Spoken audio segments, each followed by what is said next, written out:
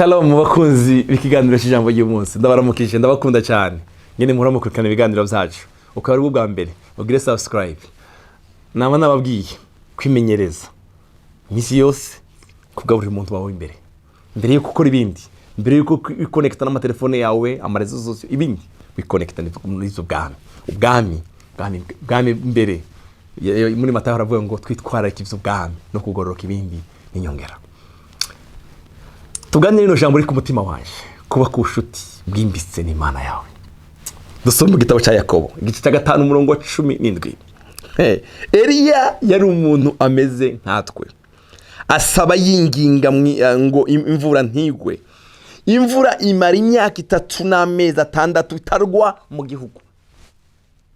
Eliya yongera gusaba ijuru rirekure imvura isimeza imirima yayo. Hari habaye iki? Hari habaye kutumvikana kwa Eliya n'umugabo witwa Ahabu. Yari yazanye ibigirwamana mu gihugu. Eliya aramubwira ngo oya, kino gihugu ntigishobora kuba mu ibigirwamana. Yari yazanye n'umugore wiwe Yezebeli barazana ibimana z'ibigirwamana. Eliya aramubwira ngo tugende turabane turebe usenga Imana yanje we nawe. Ahabu agira ngo ni ibintu byo kwivugira gusa. Aramubwira ngo imvura kuvubu ndavuze yuko ntavura izosora kugwa. Imvura imara amezi imyaka 3 n'amezi 6 ntama. Eliya yari yarubatse ubusabane bukomeye hagati we n'Imana. Ku musozi Karumeli yari yarahubatse bavuga yuko yarahubatse ivyumba hando gusengera 100. Yari inshuti. Birashoboka nawe kuko Yakobo yavuze ngo Eliya yari umuntu ameze nkawe yavuze amezi nkawe. Birashoboka gushobora kuba ku busabane n'Imana, Imana ikakwirata nkuko yirasa Eliya. Birakunda muvandi, birashoboka. Eliya yari umuntu nkawe yahagaritse imvura imyaka 3 n'amezi 6 kubera ko yari inshuti y'Imana. Imana iramubwira ngo Eliya ngwino nkwereke wowe aho nje kugutungira. Imvura ntizizogwa nta inzuzi zizokama ariko wowe nzagutunga. Igitabo cy'Abami bambere igice cya 17 umurongo wa mbere mwumvirize ubucuti n'Imana. Iramubwira ngo bukeye Eliya witishubi umwe mu bagerereye Gereyadi aragenda barira Ahabu ati ndahiye guhoraho Imana y'Abisiraheli ari we nyine nsabye yuko atakime kizoba cyangwa imvura ngo igwe ko ikoreke muri iyi myaka atari njewe mbivuze. Muri ubyo autorite atari njewe bivuze. Wowe urakijijwe hari ibintu bibi wanyu by'ibintu bitari byo ukaguma birabira. Haguruka ba Eliya yiwanyu. Hari ibintu ugomba guhagarika bitari byo bitubaha Imana. Ibintu by'umwijima. Hari abantu bagendera mu by'ubufubare, abantu bagendera mu byo kuraguza. Hagarika ivyo bintu bitari byo. Eliya yarahagurutse aravuga ngo ndahagaritse. Hari ibintu bigomba guhagarara iwanyu bitari byo kandi birashoboka. Hanyuma ijambo ry'Uhoraho rimunza akora iti va hano ugende werekeye uburasirazuba winyegeze ku kagezi Kereti ahaherereye uburasirazuba bwa Yorodani uzohurunywa ku mazi yawe kandi nageze ibikona ko bizohora bikugaburira. Igikona nimba hari ikintu bavandimwe gikunda inyama n'igikona kuko nuko aragenda agira nkuko ijambo ry'Uhoraho rimo barijyamariye aja kuri uwo mugezi Kereti aherereye uburasirazuba bwa Yorodani agumayo. Ibikona bikahama bimuzanira umutsima n'inyama uko bukeye. Haleluya. Haleluya. Ibikona bikahama bimuzanira umutsima n'inyama uko bukeye. Igikona kikazana ubugari n'inyama mu gitondo n'imugoroba. Kagezi Kereti mu gitondo no ku mugoroba kandi akama anywa amazi kuri uwo mugezi. Igihe kiragera uwo mugezi urakama kuko atamvura yagwa muri cyo gihugu. Amen. Ico akogezi karakama. Umva ndakubwire ico gikona kiracyariho nabugingo n'ubu kirashashobora gushoboka.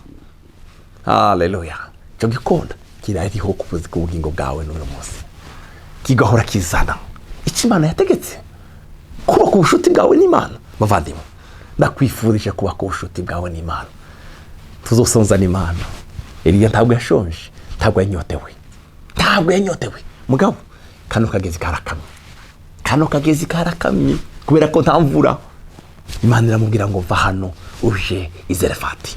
Tutarasoma mu gitabo cy'Abami, reka mbanze nsome mu gitabo cya Luka igice cya 4 umurongo wa 25 haravuga ngo ariko ndababwira ukuri hariho abapfakazi benshi mu Bisiraheli mu gihe cya Eliya. Hari abapfakazi benshi hamwe ijuru ryakingwa, imvura igatara imyaka 3 n'amezi 6, ikigoyi cyinshi gatera mu gihugu cyose. Yamara Eliya ntiyatumwe kuri umwe muri abo, ariko atumwa i Zarefati mu gihugu cy'i Sidoni ku mugore w'umupfakazi. Aya makuru murayumvishije? Hariho abapfakazi benshi, ariko umugore w'umupfakazi w'i Zarefati aba ari we Eliya atumwa ko. Umupfakazi w'i Zarefati, hene data, ari Imana igukoreye igitangaza. Hari abapfakazi benshi, hariho abapfakazi benshi mu Bisiraheli, ariko hariho igituma bagiye hehe i Zarefati kuri uyu mupfakazi. Umviriza ngene vyagenze. Aja i Zarefati igice cya 17 umurongo wa 8. Maze ijambo ry'Uhoraho rinza ko ritiva hasi uje i Zarefati mu ntara y'i Sidoni, abarehuba raba ngeze umugore w'umupfakazi waho kwazokwama akugaburira. Nuko akora inzira aje Zarefati, agishika ku irembo ry'igisagara, ageze acyabona umugore w'umupfakazi ariko aratoragura udukwi. Eliya aramuhamagara aramubariye ati tabara urabe ico wonzanira utuzi two kunywa muri ico gihe cy'ubutayu, peza untuzi. Umva uyu mupfakazi nta jambo yavuze, ariko aragenda kuyazana, aramuhamagara ati urantabara unzanire nutwo notamira. Uyu mugore naramukunze cyane, aramwishura ati kurahigora guhora Imana yawe ntato mfise cyo kurya ataragafu korushi gasigaye mu gaseke nuturanguzwa tutuvuta twa Elayo mu gakarabo. Mbere ubu ngira ntoragure udukwi 2 kugira ngo ngende imuhira ndakicumbire twe n'umwana wanje turye tukajye duheze duwere.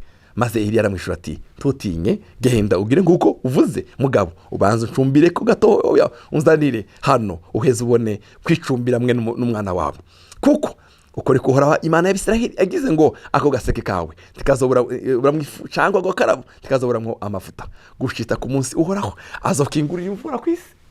Hari Imana izayishura akagezi kikereti karashobora gukama. Ndakuzana inkuru nziza, haracari i Zarefati. Igitangaza cy'i Zarefati icyo kikugeza ku mvura. Igitangaza Imana ikuremera igitangaza cy'i Zarefati.